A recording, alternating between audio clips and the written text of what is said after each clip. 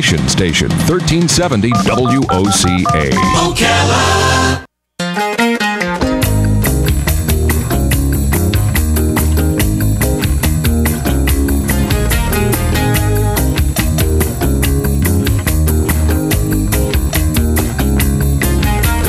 Diamonds in the sunset, now your time has come.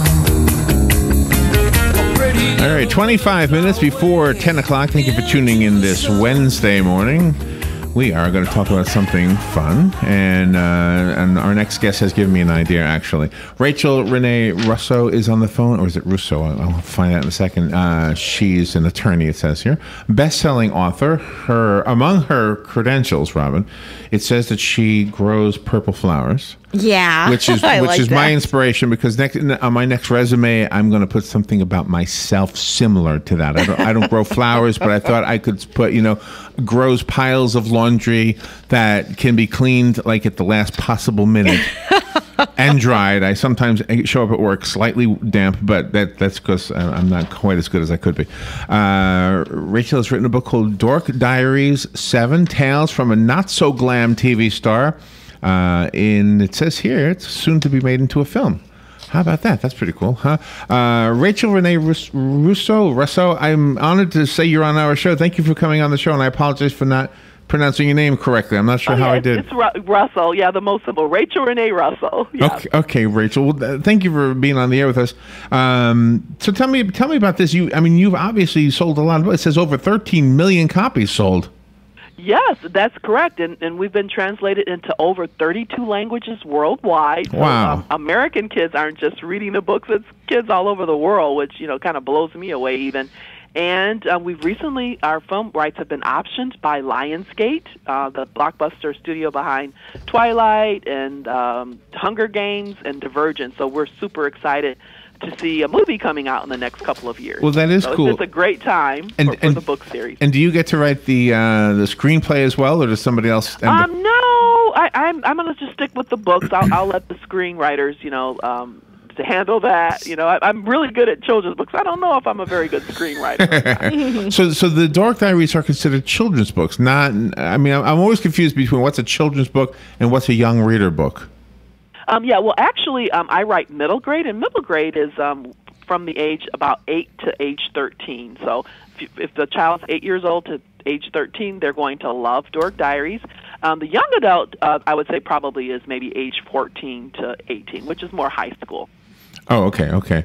And this is obviously part of a very popular series. So the film that is in the works is probably going to be a hit. So. Hopefully so, especially coming from Lionsgate. They've got a really, really, great history. But yeah, we're just really excited, and the book is about Nikki Maxwell's the main character, and she's based on my own 2 daughters who were quite the drama queens in middle school. And we've taken a lot of the more humorous things that happened to my 2 daughters and placed them in the book and kind of rewrote them a little bit and made them a little bit more interesting. So how do they feel about being in something called Dork Diaries? Well, you know what? They were called dorks. Yep, it's like ripped right from the pages of their lives. They were called dorks. They were teased. They were bullied. And my older daughter one morning got up and had enough of it, and she said, "I'm a dork. I'm proud of it, and being a dork is good." So I've kind of taken that whole concept and run with it. So now dorks are cool, they're creative, they're unique, and they're smart. So it's good to be a dork. I think so, and I'll tell you that I'm among that group that you just named. I don't know about the smart part, but I'm a dork, and I've often thought, now that I'm an adult, well, I've been an adult for a long time, but looking back at my younger days when I considered myself dorky, I guess. The one thing that came along with being a dork was being shy. And I've often thought that was actually a good thing, because I stayed out of so much trouble simply by being afraid to socialize with the bad kids. That's an interesting take on the whole thing. But yeah, they tend to be a little bit more socially awkward. But that number one, you grow out of that as you get to be an adult. And number two, the dorks are just basically sweet kids. They're usually hard workers. They're obedient to their parents usually. Not perfect kids, but they usually are not the ones smoking and drinking and, getting in trouble. Yeah. And they take their studies seriously. Teachers love them, and, they're just good kids all the way around. So when your daughters are traveling with you on your book signing tour, will you be doing homeschooling then? No, they're college age now. As a matter of fact, they both have graduated. Yes, they're adults. So this is basically the book series is based on them when they were back in middle school, but now they're in their mid-20s now. So we survived. We survived, and they are nice young adults. They turned out well. So let me ask you about the dual roles of being an attorney and being an author of young adults. Do the two worlds collide in any way? Well, actually, once the books took off, and that was probably as far back as 2009, I gave up the practice of law. I still have my license. Yep, I'm licensed with the state of Michigan. But once the books took off, and it's pretty much a full-time job, and my older daughter was in mortgage banking, and she's quit her job, and she works for me full-time. She's an assistant author.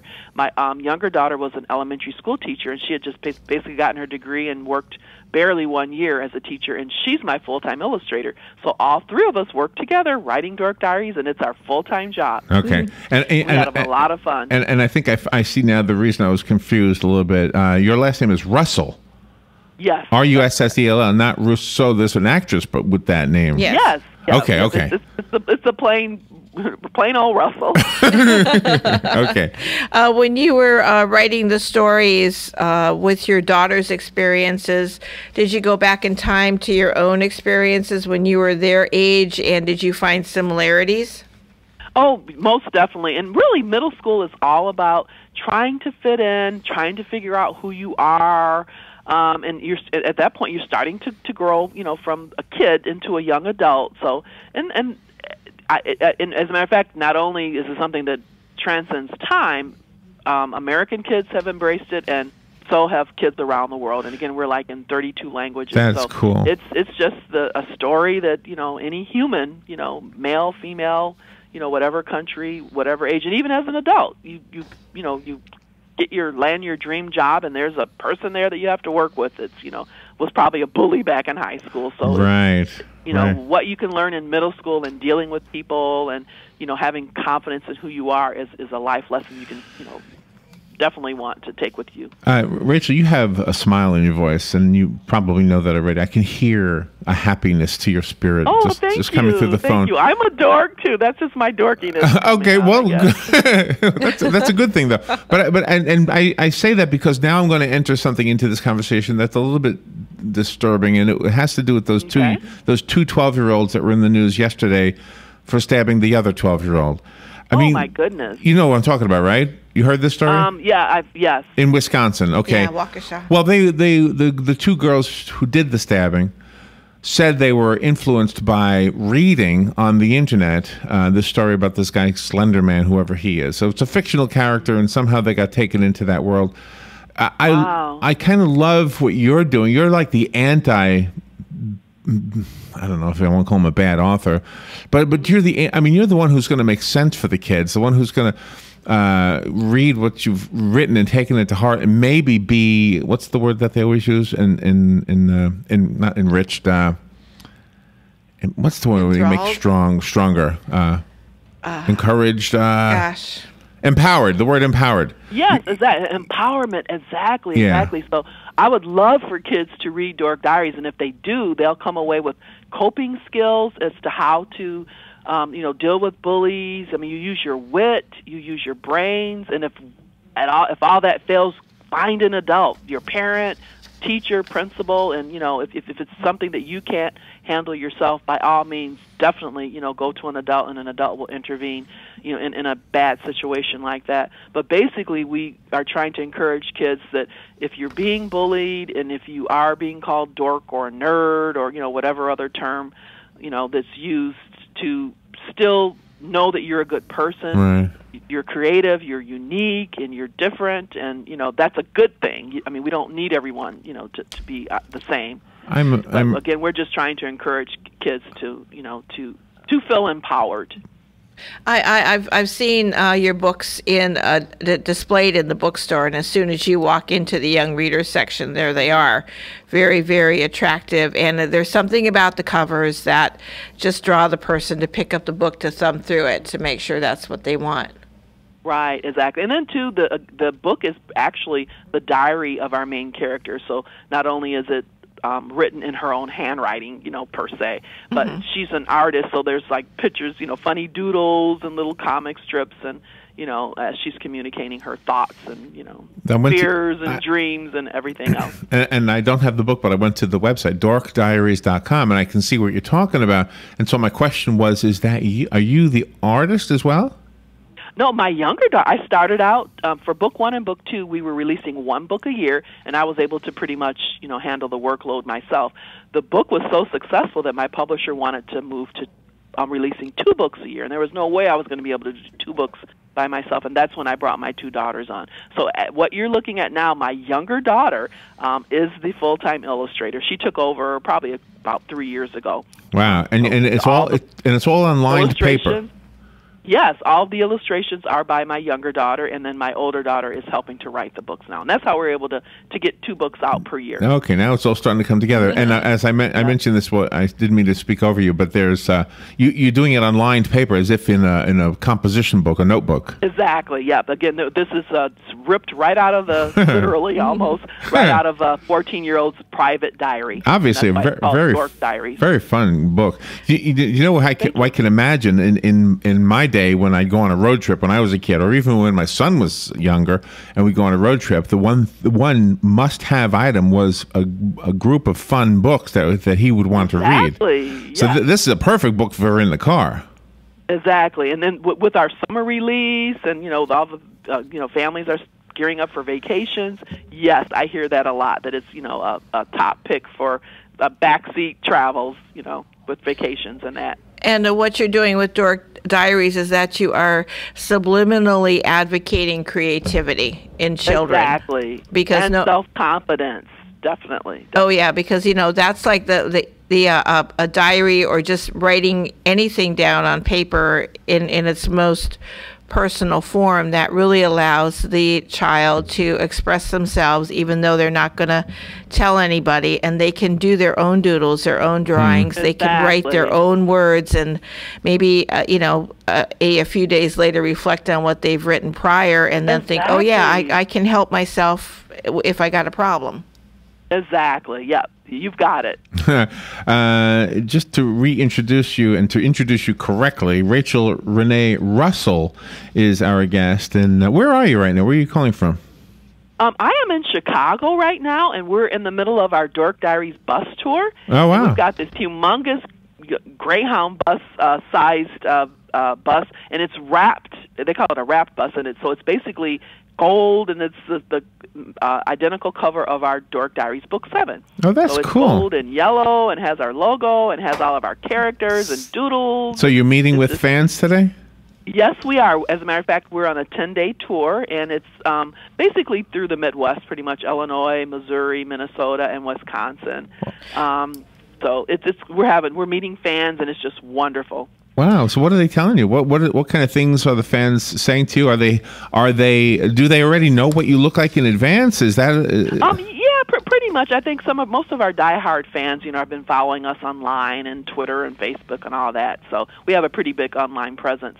So when they meet us, they, pretty much are familiar with us. But mostly we get a lot of that. Oh my goodness, I could be Nikki Maxwell. This is my life. A lot of these things that have happened to the character in the book, it's happened to me or happened to my best friend, and and the books are so funny, I just laugh out loud. And we get a lot of parents too that will come in with the kids, and they say positive things too. So we're very, very happy and very proud of our book series. And on your tour, you have some different kinds of themed activities that you do.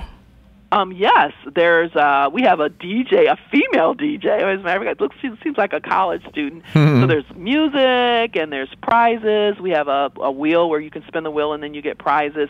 There's a photography studio where you can come in and take silly pictures. There's a board where you can sign your name and leave a message for us. There's dancing. We're signing books and giving away posters and stickers. So it's like a little mini carnival. Ice cream, pizza, you name it. So it's kind of like a mobile party, if you're a party van. I would love. I would imagine. And I'm taking a guess at this. You're happier now than when you were an attorney. Yes. Yeah. Yes. Oh, yes. And I enjoyed being an attorney, actually, but this is just so much fun. I mean, like I said, some mornings I wake up and pinch myself, and I'm like, is this real? I'm working in my pajamas and, and writing funny stuff, and the artwork is doodly, and kids are loving it, and I'm in 32 languages, and we've been on the New York Times bestsellers list for over 239 weeks, too. Wow. So phenomenal success, and I'm just very, very happy. So what is is there a challenge in writing the kinds of things you write, knowing that young people in Europe I mean, you always hear that the sense of humor is different over in England, but let alone Germany and the other countries. Right, yeah. Exactly. Because I mean, even if you watch TV, some of the stuff see English shows, and they're funny, but again, the humor is just a little bit different. Yeah. And when we were first proposing to write it as a funny book, not just all drama and tears, that was a concern that my editor and publisher had, was that, how is this, going to translate? But it has. I don't know how or why or whatever. Oh, wow. We have not had a problem, and you're talking Europe, Asia. I mean, just all over the world, and in Australia. I scratch my head too, and I think, wow. So the humor is translating. It is translating, and it's translating well, and I can't explain that actually. Well, it really seems though that no matter where a person is brought up, I mean, you always they always seem to have the same problems as to what kind of fashion to wear. What kind of friends should they have? They have to deal with bullies in their life, and this is really a universal series that you're creating. The human experience, at that age anyway, for a 14-year-old, it's a human experience. You are including in what I've seen anyway, some things that are youth-oriented, like some of the three-letter, like the OMG. Everybody knows what OMG means. But exactly. We try to pick up on the slang, or at least stuff that's going to be around for another few years anyway, because, of course, slang's in and out on a yearly basis. Right. But, we have a lot of OMGs. We have a lot of super this and super that. BFF, the BFF. And that's what's fun, too. Yeah. BFF, yep, exactly. But you know what? I think from what I've looked at, it looks like part of what you do is you've tapped into the universal things that we all went through, and if you're young enough, you're probably still going through them, and that's the embarrassing things, the things that you've embarrassed yourself over, maybe relationship things, maybe parental things, right? Most definitely. And again, it's kind of the human experience of maybe 8 to 13-year-olds all over the world. It's the same thing. You got your parents, you got your older sisters and brothers where they get on your nerves, but you still kind of want to be like them. You're at school, you're trying to make friends, and then there's kids that are mean, and you're trying to deal with that, and there's homework and teachers, and Can you imagine? Boy, I'm so apologetic. I feel like I'm cutting you off every time I speak. No problem. There's a delay though, and I'm going to blame it on that. But can you imagine finding the diary of your own child and then finding out that something you do embarrasses them? Right? Yeah. Oh, yeah, most definitely. Yes. I mean, I embarrass my daughters now. I probably embarrassed them yesterday, because we do a little, opening talk to encourage the kids that come out, and they'll be rolling their eyes at me. I see that. Oh no! Yeah. Like what kind of things? I embarrass them on a daily basis, probably. Like how? Do you know how? Probably when I'm talking about what they did when they were younger. And again, obviously, the book series is about their lives, and they're totally okay with it. But for example, our main character Nikki Maxwell has a crush, and throughout the 7-book series, she's trying to get to know this guy, and does he like her, does he not, or whatever. That's based on the crush that my older daughter has. Oh, no. She's okay with us talking about that, and she knows that the book series is based on that. Whenever, like yesterday I mentioned, because one little girl asked, is the fact that Nikki Maxwell has a crush, which daughter had a crush? Oh, no. Based on factual. Oh, no. So I'll say, oh, yes, my older daughter. And then, of course, she kind of rolls her eyes. And then then she'll talk about it, but I get that eye roll every time it comes up. Oh, wow. Do you address, do you have different characters that you introduce in each of the books that address different issues, say like the main family unit, like there are children that are brought up in the same family with the same mom and dad, they have a wonderful life, as opposed to coming from an extended family, divorce and things? Yes, we have a main character that's a single mom. We try to diverse, so we've got all races. We have a little girl that's in a wheelchair that's struggling. So we try to look at what's out there in the schools and what your 9 to 13-year-olds are dealing with, and we try to pluck each of the the little different issues that kids are dealing with, so that a child can read the book and see themselves in the book.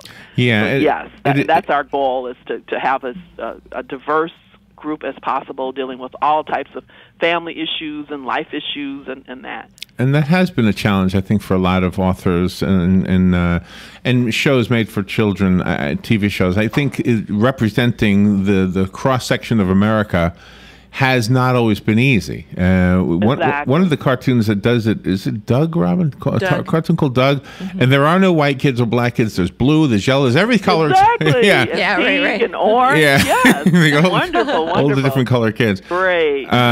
So today, I'm looking at your schedule. Today, you're going to an elementary school, Edison Elementary School. That is correct. Yeah, I knew that it. is in Morton Grove, Illinois. I'm looking at your website, so I'm cheating here. Yes. Well, that's cool. I wish you were coming down to our area. I'm sure you have. Yeah, I'd love to. You guys are in Florida? Yeah, we're right in the sort of kind of in the middle. I love it. I love it. And I'm originally from Michigan, and I'd love to hit Michigan. So we'll have to put Florida and Michigan on our wish list, and maybe we can try to do something toward the end of the summer. Oh, there you go. Do you address the issue of pets in your book? Pardon? Of pets? Do you? Pets? Yes. Do you address that in your book, taking care of pets? Actually, as a matter of fact, one of our main storylines is that the main character's crush loves animals so much he works in a animal center called Fuzzy Paws. Aww. So when she wants to spend time with her crush, she goes and volunteers at the pet center called Fuzzy Paws, and they hang out and feed the puppies and take care of the animals. So yes, we have that whole animal thing. We have to put the animals in there. Kids love that. So yeah. So yes, that's one of our main subplots. That is so cool. Can I ask you just about? Can you kind of relive the moment for us, if you don't mind, when you first got the deal with Simon and Schuster? I mean, you must have been floored. Did you get the news over the phone? Yes, as a matter of fact, I sent out my manuscript. It was only 75 pages. I didn't even finish the whole thing.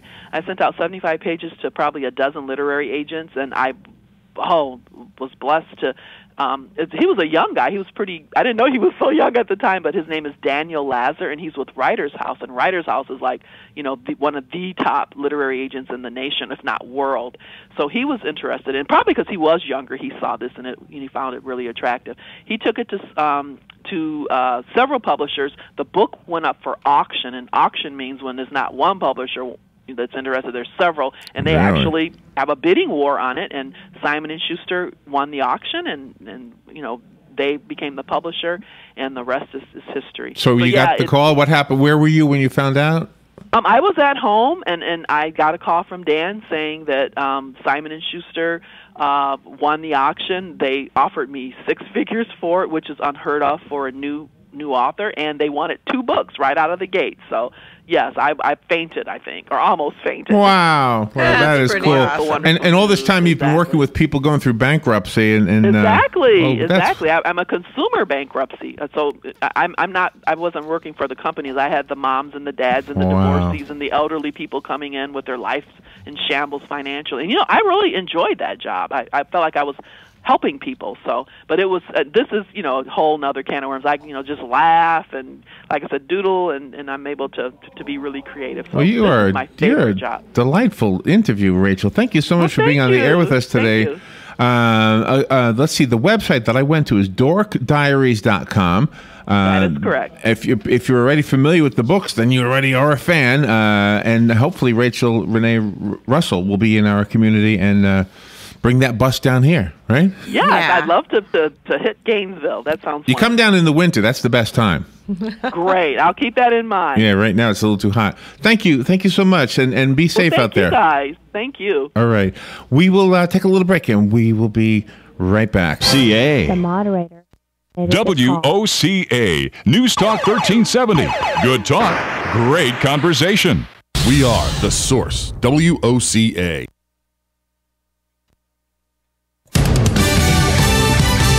Fox News Radio. I'm Chris Foster. Sergeant Bo Bergdahl is recuperating at a U.S. military hospital in Germany after 5 years in Taliban captivity. As for accusations he deserted his unit in Afghanistan 5 years ago, Defense Secretary Chuck Hagel says, Let's first focus on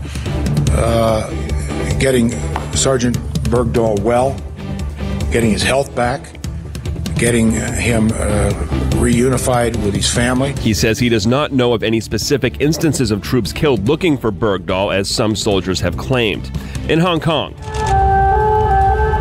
a vigil marking 25 years since the Tiananmen Square protests in Beijing.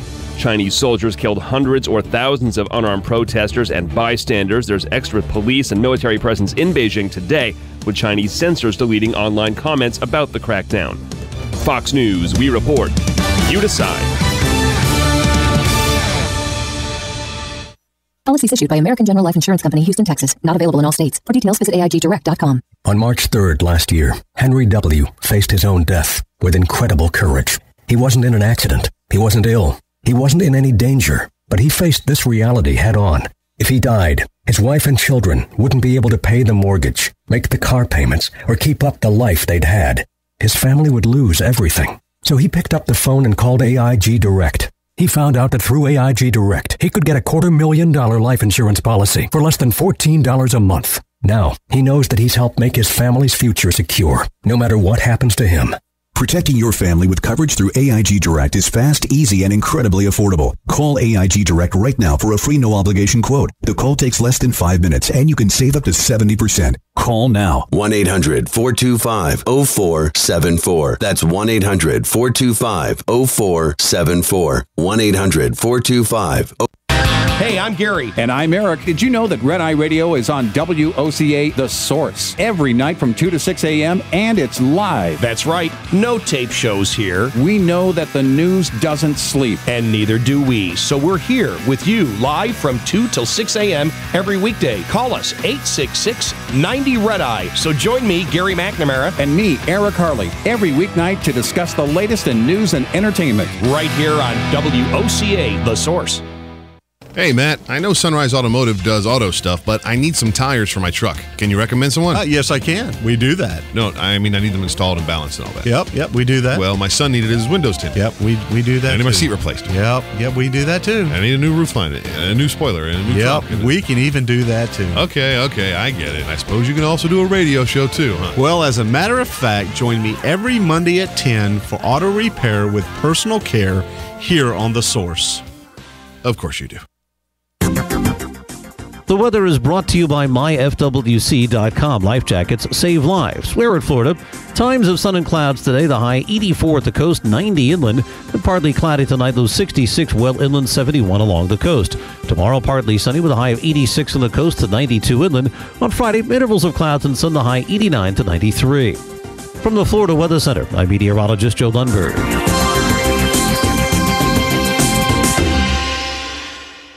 Do you have areas that have started sagging or drooping? Is what you're looking at not quite the same as it was years ago? Are there enhancements you've been putting off? Is there serious damage you need fixed? Then call on us, Damage Control Services. When your roof is sagging and the drywall is drooping after a storm, or your home just needs some enhancements, from damage repairs to new construction, Damage Control Services is here to help.